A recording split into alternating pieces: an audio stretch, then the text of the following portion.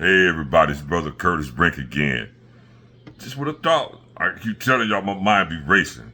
I was thinking over the last few days just about things that's transpired in life and how they relate to today and what I go through on a daily basis, the type of work that I do as a transit bus operator.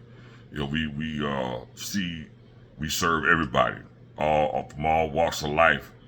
But we have to, me being me, professing what I profess as being saved and striving to be Christ-like, we have to really be mindful of how we treat people, not just in the household of faith, but everybody, whether they're saved, whether they're down on their luck, whether they're drug addicts, alcoholics. Still, even if I'm not on the job, me, Curtis Brink, I had to be mindful of how I treat people because I answer to a higher authority.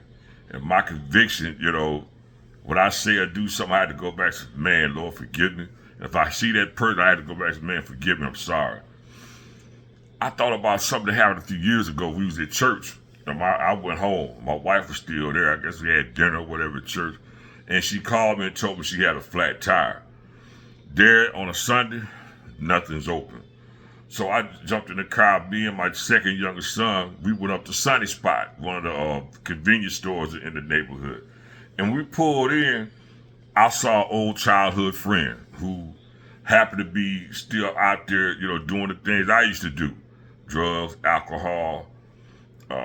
He probably was homeless, but I got grown a habit, even professing what I profess. When I just see him, even if I help my be harsh, but man, what you doing now? And I just would go off on him.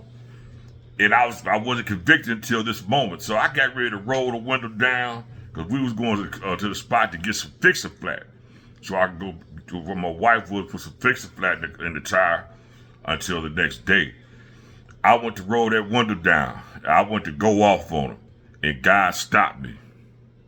Before I could get that window down, he told me, grace and mercy, that could still be you out here. And when I got that window down, I was in tears. And my son saw me. And I saw my boy, I won't say his name. I'm like, man, forgive me. I'm so sorry. For every time I raise my voice at you, talk harsh to you, I want you to please forgive me. That was a turning point for me because those are things we don't really look at or pay attention to.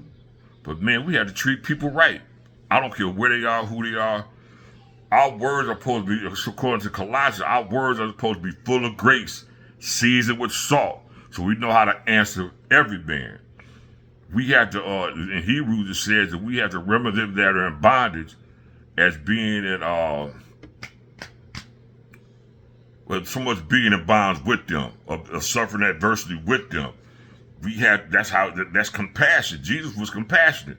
Sometimes, I know it's not just me, but I'm talking about me. God have to check us. And when God checks you. And I know when God checks me. And it wasn't nice, but before I get that window down, man, God just stopped me in that motion. By the time that window was all the way down, I was in tears. I was asking that brother, man, I'm sorry, please forgive me. And I never was found there again. Sometimes we deal with people on the job that you have to really exercise a little patience. And I have to remind myself, man, look, grace and mercy. Grace and mercy is the only reason I'm not out there. The only reason I'm not dead. So, sometimes we just have to be reminded of where we are and who we are in Christ, especially if we professing that we saved. We just have to have compassion for people and love on people. So y'all keep praying for me. I just wanted to share that with you. I told you I'm transparent.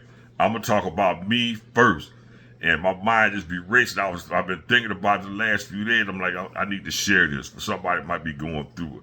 Let's just be mindful of who we are and who we serve. And that we're called to love. We're called to have compassion on people. If you can't say nothing positive, don't say nothing. And I had to remind myself daily, Lord, keep me humble, give me patience, let me be pleasant when I interact with people. Because if you're running late or in a lot of traffic, certain things happen. it affects your day. And that's part of being a transit operator. So look, y'all continue to pray for me.